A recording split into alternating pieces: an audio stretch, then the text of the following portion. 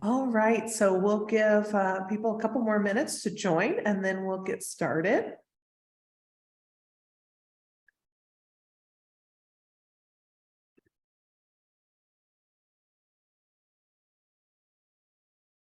There we go. Got some people coming in here.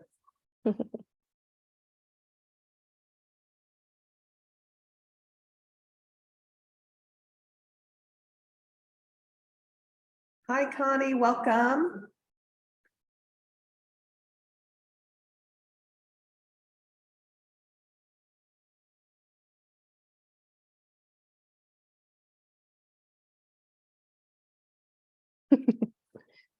And I'll make sure to check.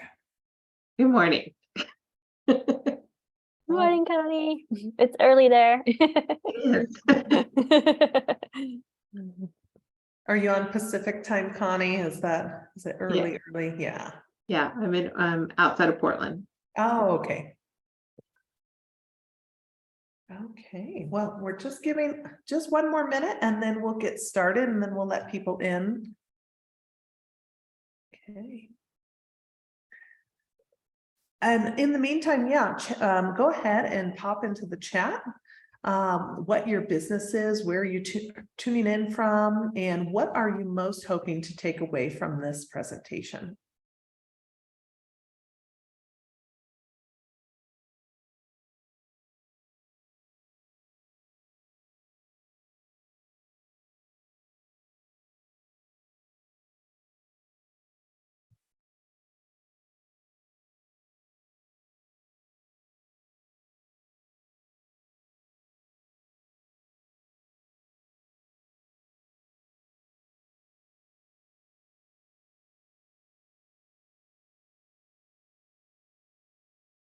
And so Emily's joining from Chapel Hill, North Carolina, and I live in the Central Highlands of Mexico in San Miguel de Allende.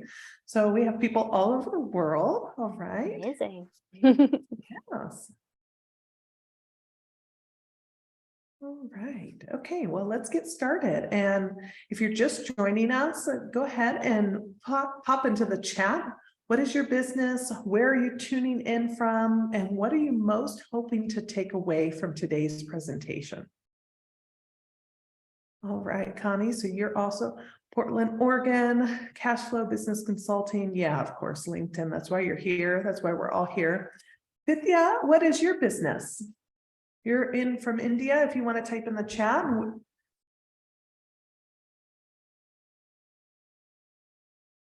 And Katie, I saw you join the joy again. Yes. I think Emily's going to talk about that today a little for bit. sure. Okay, so HR head for India, side business as a ghostwriter, copywriter. Awesome. Oh, cool. Yeah. Great. Okay, so we're going to go ahead and start. So today's agenda, this is on Eastern Standard Time, of course. And I know we're all in different time zones, but we're going to start with introducing ourselves and I'll go over personal branding basics. And Emily will take the lead on talking about loving your LinkedIn profile and workshopping some of our profiles or whatever you have planned. And we'll have plenty of time for question and answers. While we are chatting, feel free to type into the chat box any questions that come up as we talk, okay? So let's see. And hi, Katie from SoCal, coaching business, helping empower next-gen family business leaders. That's awesome. Great. So we will get started here. So a little bit about meeting us. So my name is Alyssa Finnig. I am a branding strategist, personal branding especially, and marketing strategist as well. I'm the CEO of Hecate Strategies. So like I said, I work out of Central Mexico in San Miguel de Allende. That's where my daughter and I live. And then I have my personal brand, which we'll kind of talk about today, but I also have my branding agency and we do business branding as well as personal branding and website design in the StoryBrand framework that engages and sells and converts 10 times faster. So that's kind of my expertise. Emily, would you like to introduce yourself? Yeah, thanks, Alyssa. Alyssa invited me to be the second expert with her. I really appreciate it. Happy to be here. Emily Crookston, my company is The Pocket PhD. I'm a LinkedIn strategist and ghostwriter. So I help leaders and experts leverage their thought leadership on LinkedIn to grow their personal brands. I also write business books for people. And yeah, really happy to be here. Excited to talk about loving your brand and loving your LinkedIn profile today on Valentine's Day. So happy Valentine's Day. Yes, happy Valentine's Day. And I told Emily as we were planning this, in Mexico, it's El Dia de la Amistad. And so we're wearing red to celebrate because it's celebrated a lot here.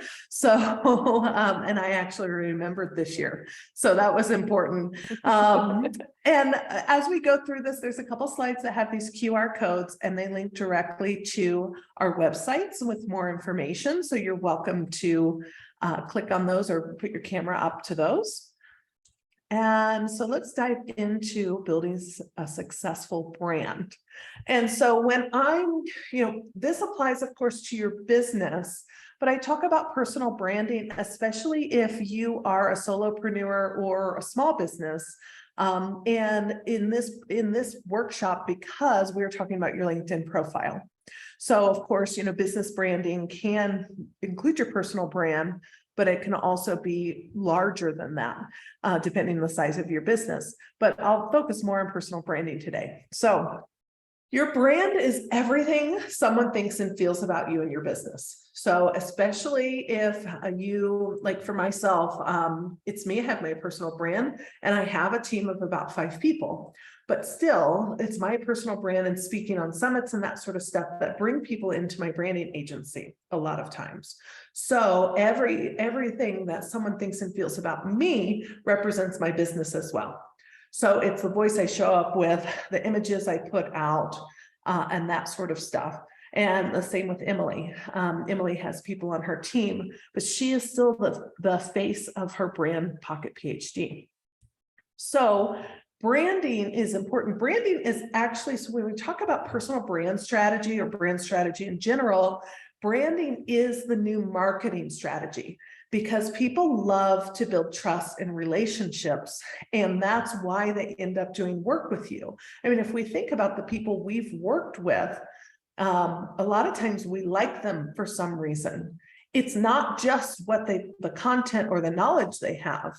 It's something about who they are. And so to be effective, your brand has to be an energetic match for the clients or customers you want to attract. And your brand message has to be clear. When we're speaking to everyone, we're speaking to no one. So it's really, really important. And Emily will share, how we can be clear within our LinkedIn profile today and within our content strategy. So I'm going to be a little short today on the branding side, but you will get this replay just so you know. But ask yourself the following questions about your brand, because this is important as you go into updating your LinkedIn profile and your content strategy. Do you have a brand that's clear to your potential clients or customers? Or do you feel limited in any way by the brand you have? And is your brand stifling your personal evolution? Or do you need to relate to your personal brand in a new way? And if so, what does that look like? And I'll share an example.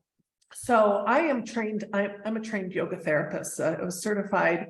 I didn't keep my certification because I do branding and marketing now, so it doesn't make sense. But for many years, and I owned a yoga studio and wellness center, and my brand reflected that. I was positioned as a thought leader by design, but also because of just being me. And so when I talk about you already have a brand, you do. And other yoga studios sent people to work with me at our studio because of the way I positioned ourselves and the studio and wellness center in the marketplace.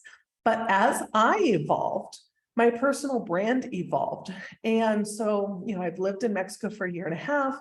The vibrancy of Mexico is a part of me and who I am.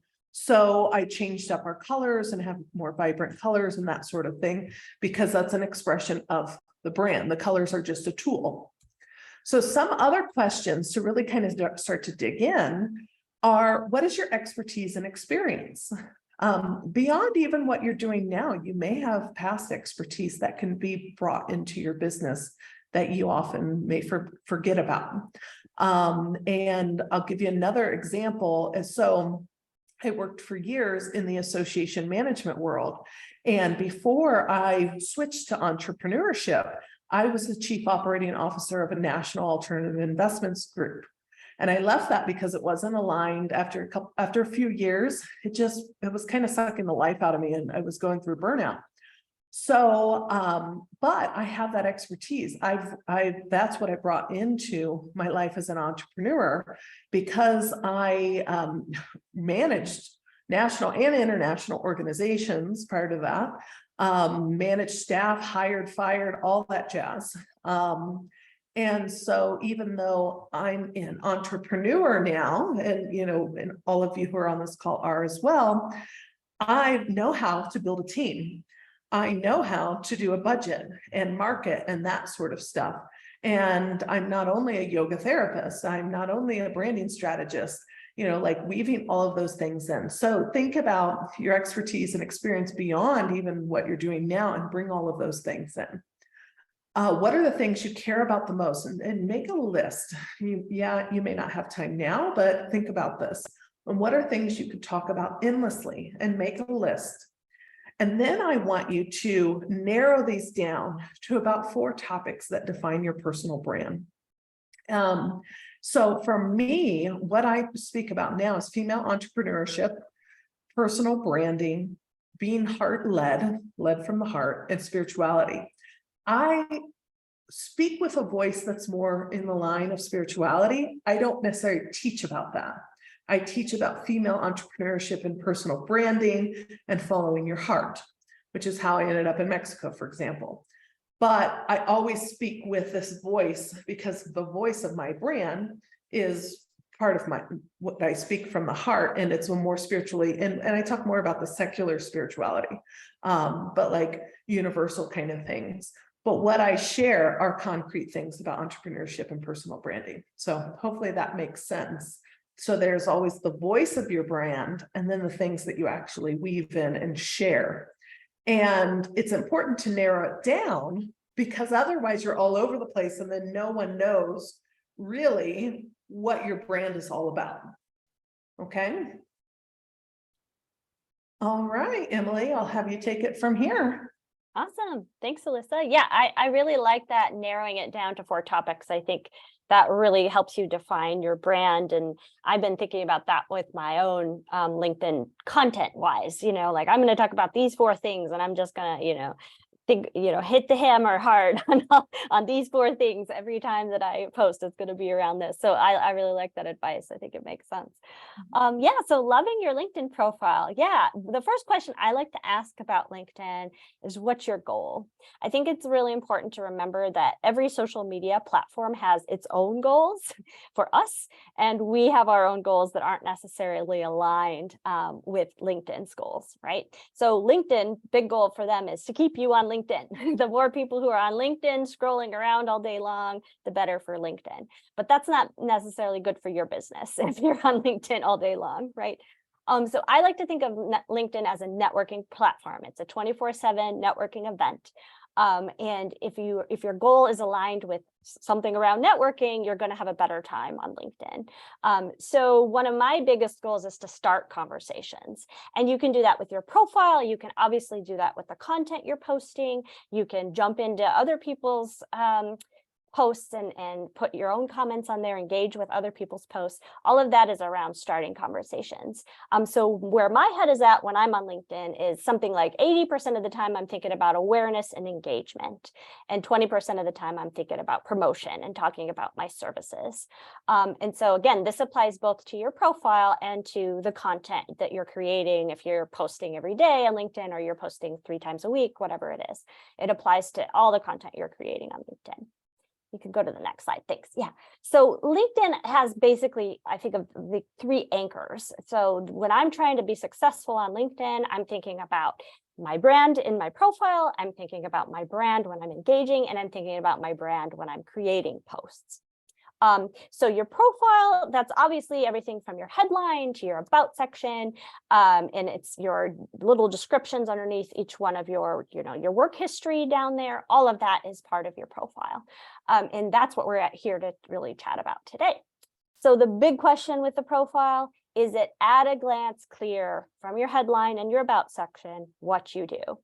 So I think this is something that often can get missed, right? I had someone looking at my website the other day, a branding person, and she was like, yeah, but I don't know what you do. It wasn't obvious. I didn't have LinkedIn everywhere in the subheadings. I didn't say I'm a LinkedIn specialist strategist anywhere. I was talking about content marketing, which is more of an insider term, and I realized, oh, right, because, I was worried about using LinkedIn language because I also do blogging. I do create other kinds of content, but she's right that I'm really trying to emphasize my LinkedIn specialty right now. So that needed to be front and center on my website.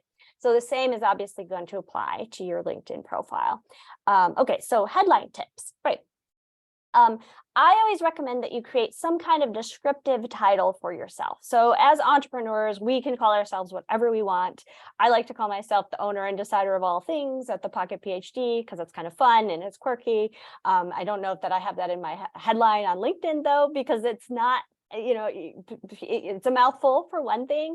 It's not the easiest thing to remember. What does she call herself? Right? I'm the CEO of the Pocket PhD. That's an easy thing that people can wrap their minds around. So that's more of something that I would like to have as a title on my LinkedIn headline. So a descriptive title for yourself. Connie introduced herself as a cash flow and business consulting firm, right? Or she's a cash flow and business consultant or coach, right? That's a really clear descriptive. It tells people exactly what she does in just a few words. So that's a great title.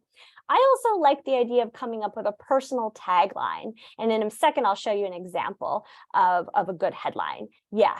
Could you go back to the slide just for 1 second though? Yeah, thanks. So when you're coming up with a personal tagline, it's just, your business might have a tagline. You also could have one for your personal brand. I like to say something like, watch your ideas spread like wildfire, right? As a ghostwriter, when I work with you, this is what's going to happen with your ideas, right? I think it's nice to end your headline with a personal tagline. And by the way, you have a lot of space here. And I think a lot of people don't always use this really valuable real estate on LinkedIn. You get 220 characters for your headline. And it's good to remember that 60 of those characters, and that includes spaces, okay, the first 60 show as a preview when you're commenting. So it's good if those first 60 are a complete statement or a complete sentence. Okay, so now we can go to the next slide. Thanks. So here's an example. This is Larissa Haynes. She's one of my clients. She describes herself as an executive coach, organizational psychologist, and consultant. So there's her very clear title, the thing that she's created to tell you what she does. And if you skip to the very end of her headline here, you can see self-awareness is a superpower. That's her personal tagline. That's the thing that differentiates her from other psychologists or other organizational psychologists, for example, right? It's a little catchphrase that she can kind of use, and she'll use it in her about section, and she might even use it when she's commenting or wherever in her posts and things like that, right? So it's just a way to sort of help people remember, oh, right, Larissa, she does organizational psychology. Oh, and she has this tagline that's pretty cool, self-awareness. She's all about self-awareness. So it just kind of reminds people of what she does. So there's a good example. And here's an example of what it looks like when she's commenting. So this is just a screen grab that I did. So you can see those first 60 or so. It actually looks like it's longer than 60. I tried counting it earlier. It might be more like 64.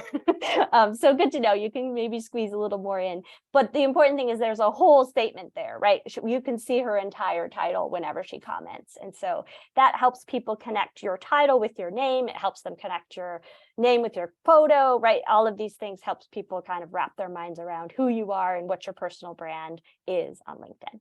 Cool. Next. So the about section, a few little tips here. So this is maybe a little controversial. I've heard other people say that you should write your about section in third person. So Emily Crookston is the owner and decider of all things at the Pocket PhD. Personally, I think your about section should be in first person. So it's more personal, it's more vulnerable. You're telling your story. So I think a LinkedIn profile is different from your resume.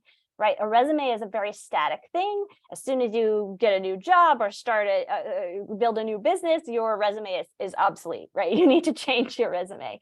But LinkedIn is very dynamic. You can change it tomorrow if you want to. You can change it in the next hour. So it's really nice to sort of, I think, use it in that way. Again, LinkedIn is a networking platform. You're introducing yourself to someone at a networking event. You might give your elevator pitch a little bit differently every time, or you might tailor it a little bit to the audience. And you can do that with your LinkedIn About section. Tell your story. So use first person, I, me, my is perfectly fine. And I always like to start about sections. I often like to start about sections with a sort of belief statement. I believe such and such. Like Larissa could say, I believe self-awareness is a superpower, right? You can use your tagline, or you can use, some kind of statement about your profession to really kind of stand out and grab people's attention. It's great if it's a little bit controversial. Someone might read self-awareness is superpower. Do I agree with that? Right? Is that something that I really want? If is this someone I really want to know? That even first line kind of gives people it gives you a little bit more information, lets them know, is this person I really want to talk to and work with? I once heard a speaking coach say in the first 30 seconds of giving a talk on stage, you want to draw a line in the sand. You want to make people decide, do I agree with this person or not? Within the first 30 seconds, you want to have them making a decision about you. And I sort of use that principle for your About section. You want people to make a decision because that makes you interesting. White space is your friend in your About section as well. I always recommend with your paragraphs, don't make them any longer than 3 or 4 lines. Walls of text, people's eyeballs just can't even comprehend, right? They just skip right over walls of text a lot of the time online. Everybody is skimming everything, so you want to make it easy for them to do that. Bullet points are great, especially listing your services. If you don't have your services listed in your About section, you definitely want to do that and use some bullet points, because people are scanning. They're trying to figure out, is this someone I can work with? Is this somebody I want to reach out to? Let me see what's there. And another thing you can do with your About section is, and this goes back to starting conversations, talk about directly who you want to be connecting with. Who are you looking to connect with? If you're looking to raise money for your startup, maybe you're looking to talk to investors. You want to say that in your About section. Talk about your clients. Talk about who you've worked with and who you want to work with more.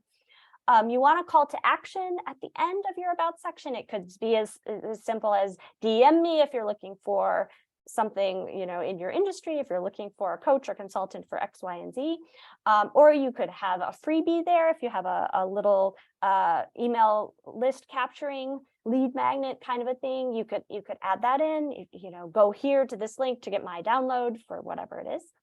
And here in your About section, again, is a good place to make sure you use this real estate, because everyone who comes across you, whether it's in real life or online, they're going directly to your LinkedIn page. That they're the first, when they Google your name, LinkedIn's probably going to be on top. They're going to find you that way, or they're going to go to LinkedIn to find out more about you. So use that real estate. It's really valuable. There are a lot of people finding you and seeing your About section. So 2,600 characters there. Try to use that info, that space. And then finally, I want to talk about the metrics that I watch every week. If this is helpful to you, again, this goes back to your goals for LinkedIn. So LinkedIn has metrics that they will show you because they want you to stay on LinkedIn. So they're going to show you those impressions on your posts, right? Those are really vanity metrics. They don't tell you very much about whether you're connecting with your audience. I think the stat is that if someone dwells on your post for 3 seconds, it's an impression. But think about how much information someone's getting in just 3 seconds. They might be looking at your picture for 3 seconds. They might not be reading your post at all. So keep in mind that impressions is sort of a vanity metric. It's not something that I pay much attention to. So I track these numbers every week. My followers and connections. You can see that, and you can see your number of followers if you have creator mode turned on. Right on the front of your profile. You can see your exact number of connections by going to your network, and that will show you the number there. I like to track those numbers. It tells me how much my audience is growing. Then I watch my profile views and my search appearances. And I'll show you each, those can be found on your dashboard, again, right on the front of your profile. You'll be able to see those, and I'll show you an example in a moment. And then comments on posts, because I'm trying to start conversations. I'm interested in how many comments I'm getting, not as much as how many reactions I'm getting, though that does tell me when reactions are likes and loves and the little clappy thing, all those tell me whether a post is doing well, whether my audience is interested in a post. But if I'm looking to start conversations, the number I'm looking at is the comment number, and whether those are substantial comments too. You know, if you post a work update like, oh, I just started my business, you're probably going to get a bunch of comments, but they might be like, congratulations, right? And not much more. So I'm looking for those really substantive comments when people are answering a question I'm asking, or they're asking me a question, that sort of thing. So you can go to the next slide and I'll Quick show question, you. Emily. Yeah. before Oh, we great. go. So to follow or to connect, what is the difference, and Good. what would you recommend? Yeah, great question. Right. So if you have creator mode turned on, it defaults to followers for you. So people are going to see follow when they go to connect with you first, and they can connect with you, but they have to go through a couple more clicks to get to connect. So the main advantage of having creator mode turned on is for audience growth. Like that's why LinkedIn wants you to choose creator mode or not. Are you trying to really grow a big audience? Then you want creator mode turned on. But followers, they will see your posts showing up in their feed. You will not see their posts.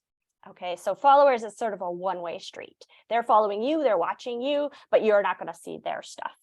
Connections, it's a two-way street. So anybody who I'm connected to, not only will they see my posts in their feed, but I will also see their posts in my feed. So when I'm reaching out, when I'm connecting with people, I'm always going to hit that connect button because I want them to see my content. I don't just want to watch them and see theirs most of the time, because again, I'm trying to start conversations. I'm trying to get people to see my content.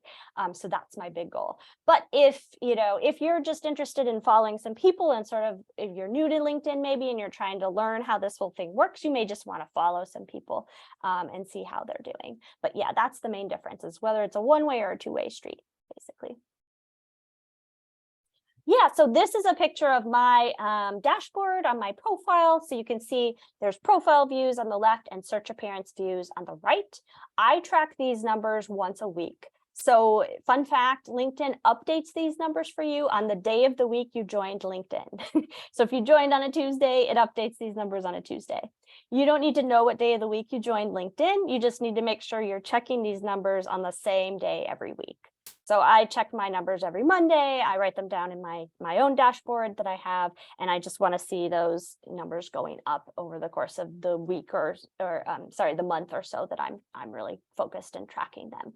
So the middle number, post impressions, again, that's a vanity metric. But the thing about this post impressions is you can see it says past 7 days. So that's actually an aggregate. That's all of my posts for the past 7 days. So that number is not that useful for me to know. I want to know how an individual post is doing. So I've got to go to my posts and look at those numbers. I want to know, does my audience like this post? So I'm interested in their, is this starting conversations? I'm interested in the comment numbers on each of my posts. But my post impressions for the past 7 days, it tells me something. It tells me how I'm doing with LinkedIn's algorithm in the past 7 days. And also, if you have creator mode turned on, you can click on that post impression number and see some more data.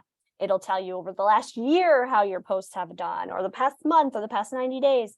So it's kind of nice to see those trends. I don't find it to be as useful. What's most useful for me is looking at individual posts and seeing how they're performing. So I can say, oh, my audience liked that content. Let me remember that I want to write about that again next week or in a month, or I want to repurpose this post in a couple of months because it did very well this first time.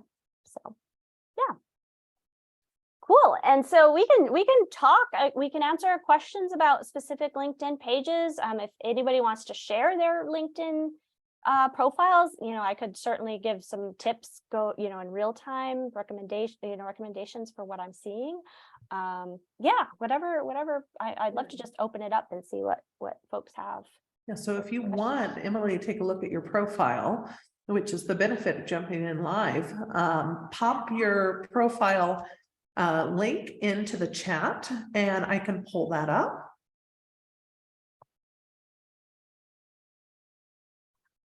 And if nobody does, I'll pop mine in, but yes, so if you would like us to do that, we can do that now. There we go. Nancy is first. Let me see Hi, if I can Nancy. Sorry. Sorry. Sorry, I was late. I couldn't, I didn't get the link. I couldn't find the link. So. Oh, yeah, probably ended up in spam or something. So give me a second and I'm gonna stop my screen share while I log in. I had to clear my, Emily, if you want to do somebody else first, I'm cool with that. No problem. no problem. Let's see. Yeah, if anybody has questions, feel free to jump in, or branding or LinkedIn or any of it. Yeah. Okay, I am in. Let me go back to get your. Here's my chat. There we go. Okay, I'll share my screen again so we can look at Nancy's. Great. All right. Awesome. Yeah. So Nancy's a growth strategist. I think that's a really clear title right off the bat. That's great to see. Program management and leadership, operational strategy, business growth, technical execution, cross-functional collaboration. Yes. So I think, you know, from somebody who's familiar with your industry, those terms can be fine.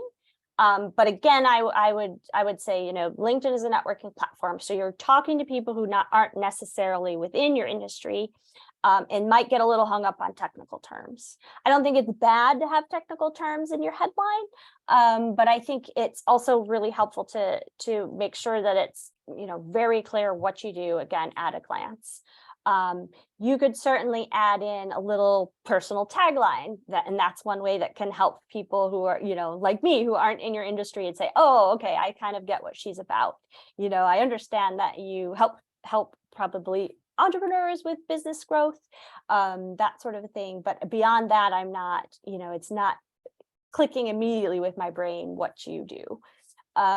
So I would experiment a little bit. So you can change your title and then, you know, wait a week, watch your numbers, watch your profile, watch your search appearances and your profile views and see if those go up.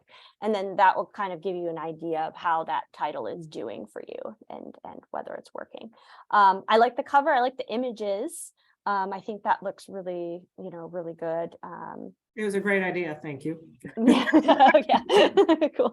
That's where Yeah, we talked about this before. Yeah. Emily and I talked 2 weeks ago and she said, you need a picture. So that's, if anybody Right. doesn't know, that's the skyline of Toronto. Exactly right. Yeah.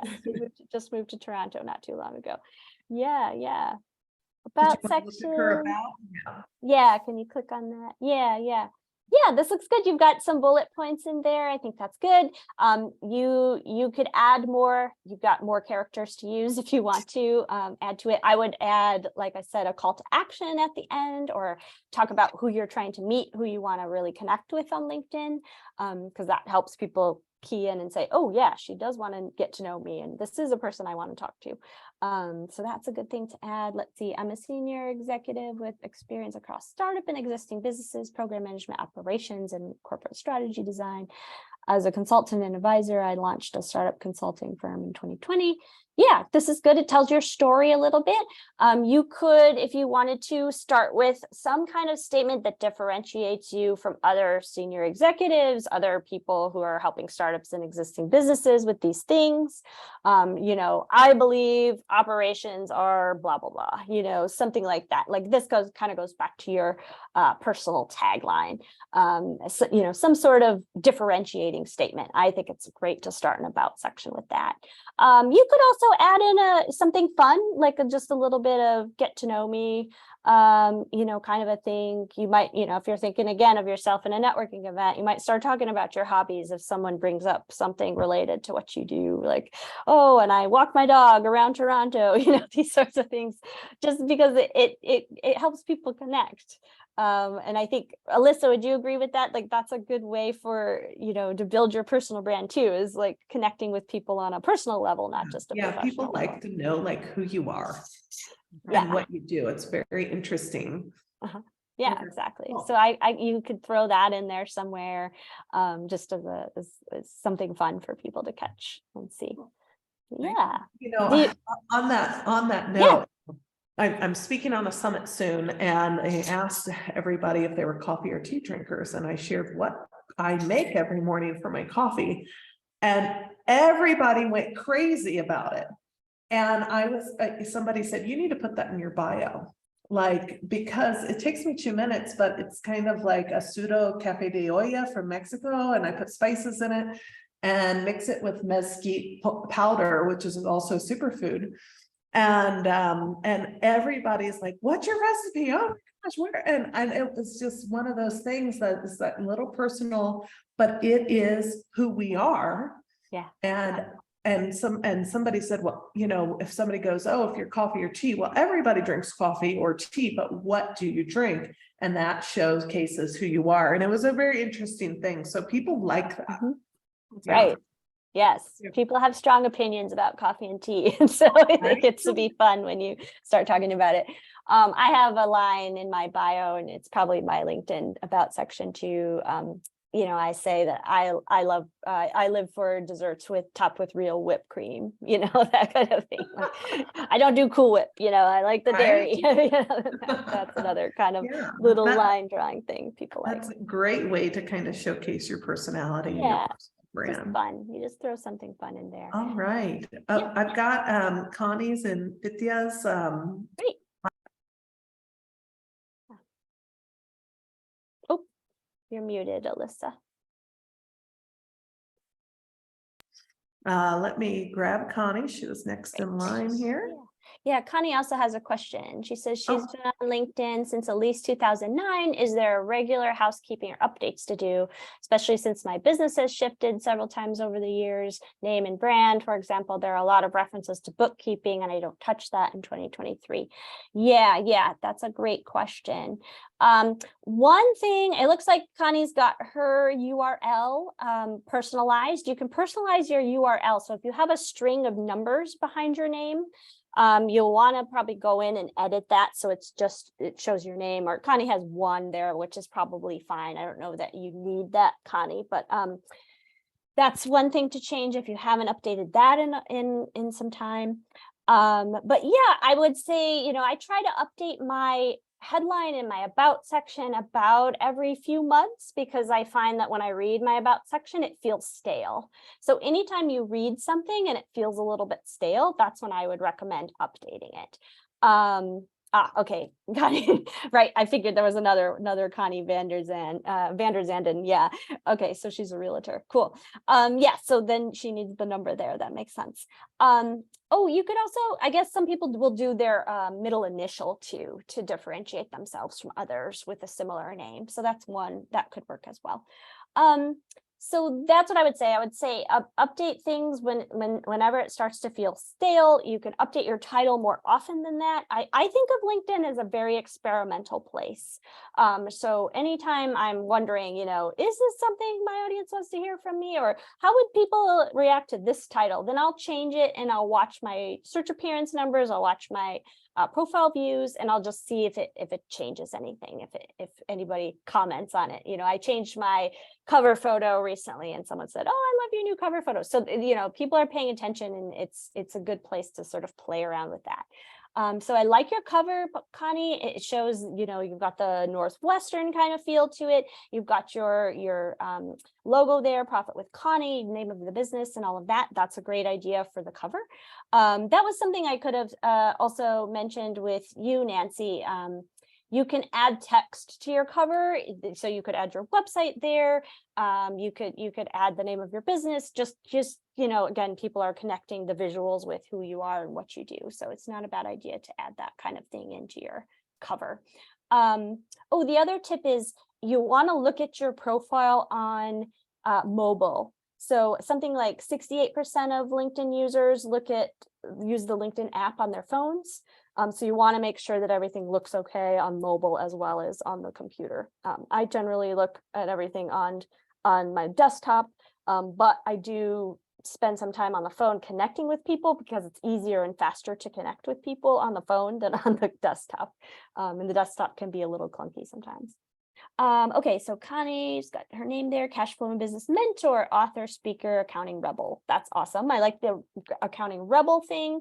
I'm like, ooh, that's interesting. I've never met an accounting rebel before. I wonder what that's all about. So that's great. You could also add a little personal tagline to the end of this, which gives people a little more information about what you mean by accounting rebel. I get this question a lot because I think I have rebel PhD in my title. They're like, what's a rebel PhD? So, there's two ways to go with this. If people DM you and ask you about it, then it's not a bad thing that you haven't perfectly described what you mean by accounting rebel, right? But if you have a little personal tagline there that gives people a clue, that might also raise other questions, or, it can help them kind of wrap their minds around more of what you do. But I think that's interesting and cool. So the about section. Let's see, Connie is an advocate for women seeking lasting financial success in business. I love that. So that's kind of a belief statement, right?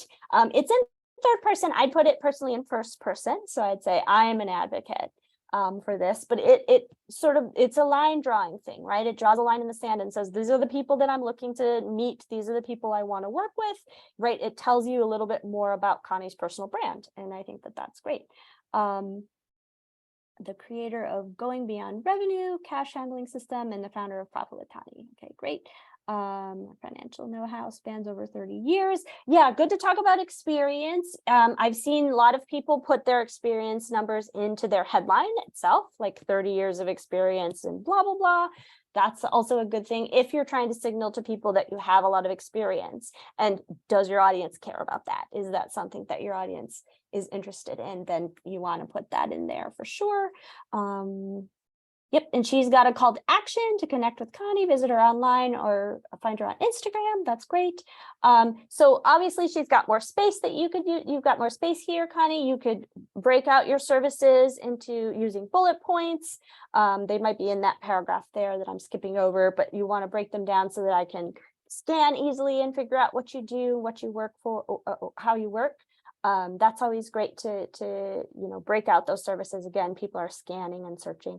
And then you could add some personal information if you wanted to. You could say something fun about the types of clients you love to work with. You could talk about who you're trying to connect with on here. All of that stuff could go in the about section. Yeah, I recommend first person. Exactly. I am an advocate for women seeking lasting financial success in business. And I would stop that line right there. I would have a shorter first line rather than listing, going through a list right off the bat, because again, people are scanning and skimming. So her call to action says, if you want to contact Connie. So should it say, if you want to contact me? Yep. Okay. To connect with me, visit my profile here and find me on Instagram. Yeah, that's what I would do. Exactly right. Emily, do you want to speak to her featured section? Do you want to talk a little bit? Sure. Yeah, talk about features. Yeah. So if you have creator mode turned on, you want to be featuring new posts every week. That's one thing that helps you do better with creator mode turned on. So I try to keep kind of a running list of about 6 different featured things up top, because no one's going to go through 20. I don't even know how many you can have featured there, but I try to keep about 6.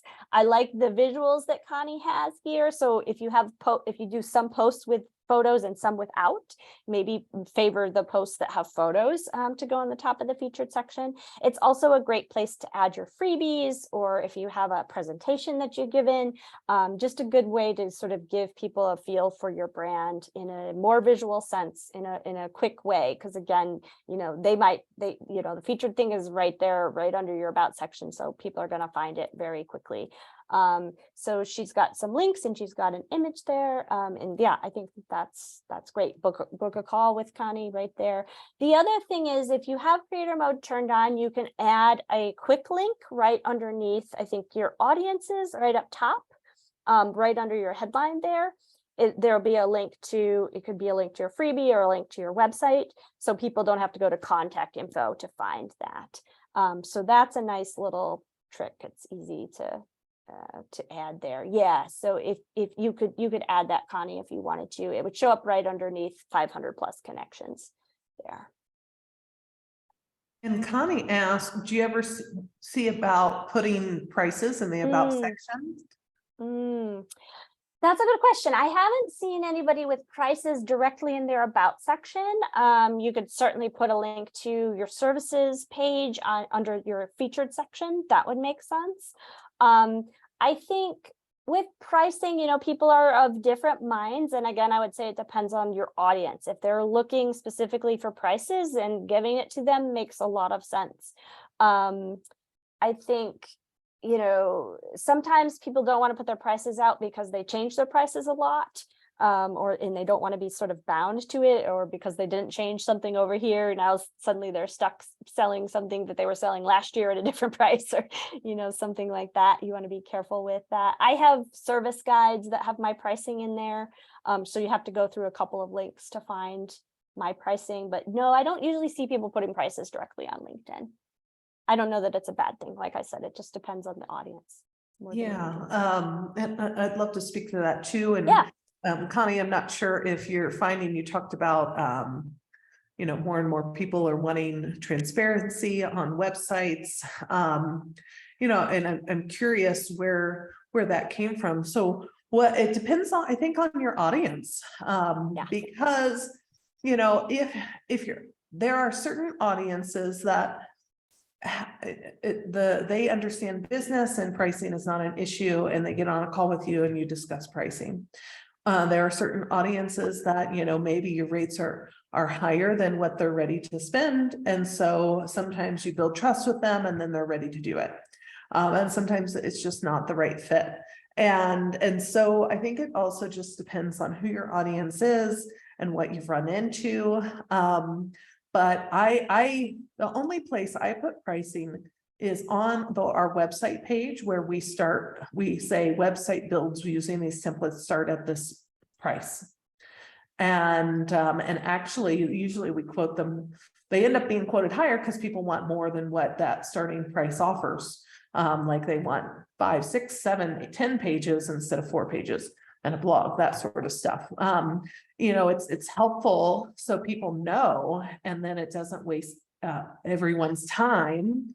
But I found that people tend to work with you when they've built trust. And that's what part of that personal brand and everything is. And that's why it's not necessarily that we hide it, because but it's just a conversation that ends up happening. Yeah. At least that's my 2 cents. Okay. Yeah, I agree with that. I think pricing transparency is great because, you know, especially as a ghostwriter, a lot of people don't know what ghostwriting costs, and I want them to see that cost before we even get on the phone, just so that they're not shocked when they hear the price.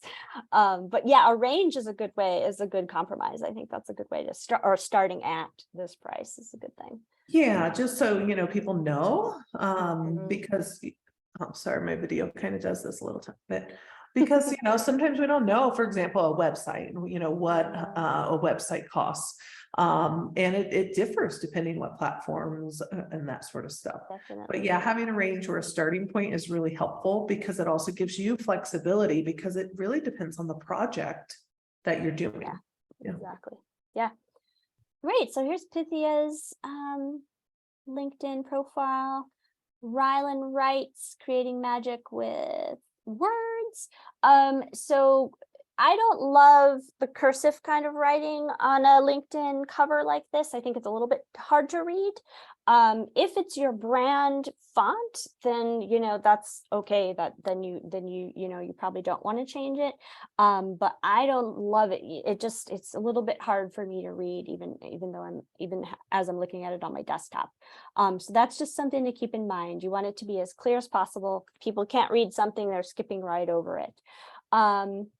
So title, ghostwriter, storyteller, copywriter. I write for individuals, entrepreneurs, and coaches so they can show up confidently online, stop worrying about coming up with the right words, and focus on growing their businesses. So I like this. I think it's the sentence there is a little bit of a mouthful. I might break it into a couple of sentences, or I might shorten it somehow, make it a little bit tighter. Just because it's just a lot right there. It's better written than when I'm trying to read it out loud, of course. But I like how you have your clear title right away, ghostwriter, storyteller, copywriter. That's great. And then you have a little more information. You could even turn this into a personal tagline. It's almost a personal tagline. So you could do that to make it, just a little more fun, a little lighter, a little more interesting. But yeah, I think that's a great start. You used all of the real estate there. I think that looks good. So you have creator mode turned on. We can see your hashtags here. That's the other advantage of having creator mode turned on. You have certain hashtags to use. You want to make sure to use at least one of those hashtags in every post you create on LinkedIn. That's one of the things that creator mode wants you to do. Great. Looks like you could certainly take some time to build your audience up. The more followers and connections you have, obviously the more people are going to be seeing your content.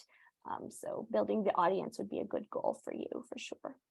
Okay, featured. Looking good. You've got some posts featured there. Great. Again, if you have creator mode turned on, you want to be featuring posts about once a week. That's awesome. Let's look at the about section. I don't see an about section unless it's Maybe not you a. haven't filled Oh, it there out. it is. There it is. There it Yeah, goes. it's always lower than I think too when I'm looking for it. Lots of good. This is good use of white space. That's what I was talking about with the use of white space. This is good. Do you wish someone could take your thoughts and turn them into social media posts? Does the thought of drafting your social media posts turn your stomach?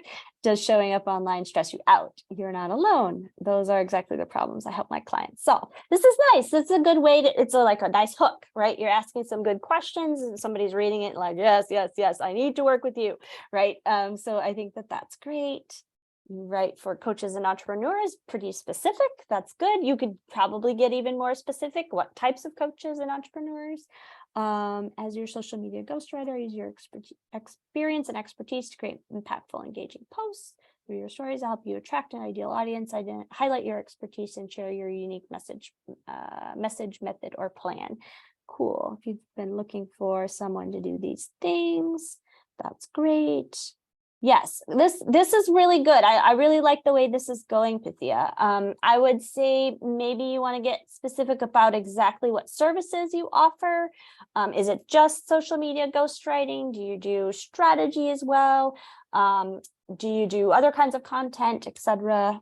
I would list those services out if you have more services to offer. You've got a testimonial in there, it looks like. That's cool. Got several of them. That's nice. There she's got some personal stuff. When I'm not creating magic with words, I can be found arguing with my sons. You craving chocolate cake and coffee and reading. Awesome. Yes. If you're ready to trust a professional, take on what's causing you more stress, get time and freedom to do what brings you joy, get impactful done for you. Services, send me a DM and let's talk. So there's her call to action. Yeah, that's great. So yeah, so you could get more specific about your services if you wanted. I'm not entirely sure what services you offer, and that might be something in your featured section too. So, if I dug deeper, I might be able to find this stuff. But I would just say, here's exactly what I do. I create social media posts if it's all social media, or I create LinkedIn posts if you just do LinkedIn, whatever it is, just get specific about that. And you might want to get more specific about the types of people you're looking to meet. But yeah, this looks good. Can you scroll down, Alyssa? Do you have recommendations? That's another thing that I haven't mentioned. Recommendations. Yep, you've got some there. So you could add recommendations in. So I like the way LinkedIn does recommendations. It sends a note very quickly. It's very easy for me to write a recommendation and to choose how I know you and all of that stuff. So I like to use it for getting testimonials, rather than saying, hey, will you write me a testimonial? It's easy to say, will you recommend me on LinkedIn? And they can kind of follow the prompts there. So it's nice.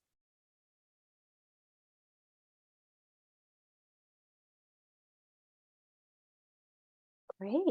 Anybody have any questions? Yeah, anything else? Hope that was helpful.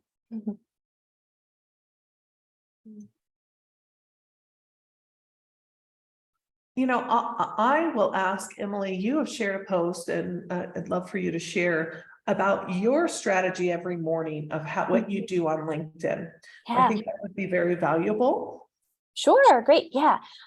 So I spend about 30 minutes on LinkedIn every morning. I try to post between 8:30 and 9 a.m. I'm Eastern time.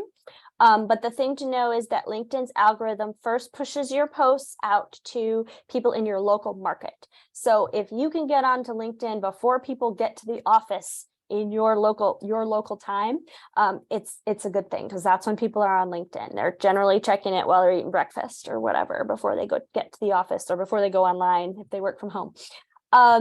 So I try to get into the same 30-minute window every day. And what I'll do is if I have 30 minutes, I'll spend 15 minutes commenting on other people's posts. I can write about 3 or 4, maybe 5 comments on other people's posts in that time. Then I post mine, and then I spend another 15 minutes posting or engaging with other people's posts. So the before and after is really important. The algorithm report, most recent algorithm report I've seen, does like you to be engaging before and after you post. So a lot of people will jump on and post right away, but that's not the best strategy. You want to take a little time to comment on other people's posts first. So yeah, that's my basic routine. I try to batch create posts. So I'll try to write my posts for next week on Friday, so that I have those posts ready to go. I post 3 times a week right now. When I started, I posted 5 days a week. But I don't think that's as necessary. I've backed down to 3, and I haven't seen much of a change in my numbers. So I think the important thing is consistency and being on there every week. So if you have to start with 1 day a week, start with 1 day a week. But try to be consistent, try to pick a consistent time, and then create your content ahead of time, so you're not stressed about what am I going to say today, because that might make you just not go on LinkedIn at all.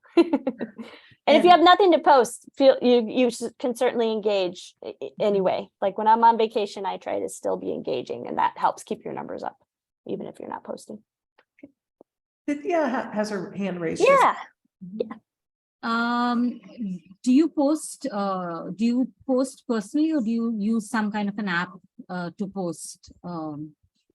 I post personally. The reason for that is because engagement matters so much for LinkedIn. So if you use a scheduling app, I think it's not as bad as it used to be in terms of the algorithm, especially now that LinkedIn has you can schedule your own posts on LinkedIn directly. I've heard really good things about that. I haven't been able to do it myself. But the reason I have never recommended scheduling apps and things like that in the past is because you've got to be there engaging, or it just doesn't work. One of the best things about LinkedIn in terms of social media is that it helps your visibility when you're engaging and when you're really part of the community, unlike I think a lot of other social media platforms. So if you forget the engagement piece, your posts aren't going to do well. So that's why, if you can schedule and remember to do your engagement, then fine. I don't think there's a problem with that. Yeah, I have a friend who's started using the scheduling. She's on the West Coast. A lot of her clients are on the East Coast. So it's helpful for her to schedule her posts to be posted early in the morning, and then she can get up and just engage with people. So she's had some luck with that. Is it important to be engaging and engaging while you post, or like for your friend, you can post at a certain time and then engage at a certain time? Does that work as well? Yeah, I think it's ideal if you like I said, if you engage before and after you post around the same time. But I also think it's fine if you go on and engage later in the day, but I think the ideal is still engaging before and after. Then I try to go back in the afternoon to at least respond to comments I've gotten on my own post. You definitely want to do that at some point. Don't leave people hanging. Yeah, and I didn't realize you could schedule on LinkedIn now. Yeah. I've used Taplio in the past, because sometimes I need to schedule. I have a toddler at home, so first thing in the morning isn't necessarily the time I get to engage, or it takes away being present with my daughter. Yes. So, and which is important to me. But I've seen that be interesting, as well as I've dabbled in posting documents with just bullet point kind of stuff. Because I've seen engagement grow on other people's for doing that, but I have not been consistent, but I appreciate what you shared today as well. Yeah, great. Any other questions? Yes, I have another one actually. So this is about the followers versus connections. Is there like any kind of a rule that you so for example, now my followers, my connections are like at 500 and 300 odd. So does it really matter at this point to choose very carefully who you connect with, or is it better in the beginning to just build an audience no matter what? I mean, you know, because then your posts get seen and you get engagement and whatever. Right. So Yeah, that's a great question. So I think in the beginning that you should be pretty agnostic about who you're connecting with. So building the audience, I think, is the number one thing. And more than, you know, people who you think might become clients or good partners for you, the people who are active on LinkedIn are people you really want to connect with because they have big audiences. You can borrow a lot of their audiences. Every time you see a post, you could go through who's commented on it and connect with people you're not connected to, because those are people who are on LinkedIn and active. And that's mostly how you want to grow your audience in the beginning, for sure. Yep. Okay, great. Wonderful questions, everyone. Hopefully you've got some great insight today. And if you'd like to connect with us further, here is our information. Plus you can connect with us on LinkedIn, of course. Yeah, I mean, Emily has a great content strategy, and I'm going to take things away today as well and update my own LinkedIn profile. It's been on my list. It's kind of been at the bottom of my list. So understand. I need to update mine as well. So no shame. Definitely. And it's the top of my list for strategizing this year and like adding content. I think it's really important, especially when you're business to business, which all of you are. So anyway, feel free to get a hold of us, ask any questions. The QR code will go straight to our website, so or you can type it in there and connect with us on LinkedIn. Some of you are already connected. And if you have any further questions, you know how to get a hold of us.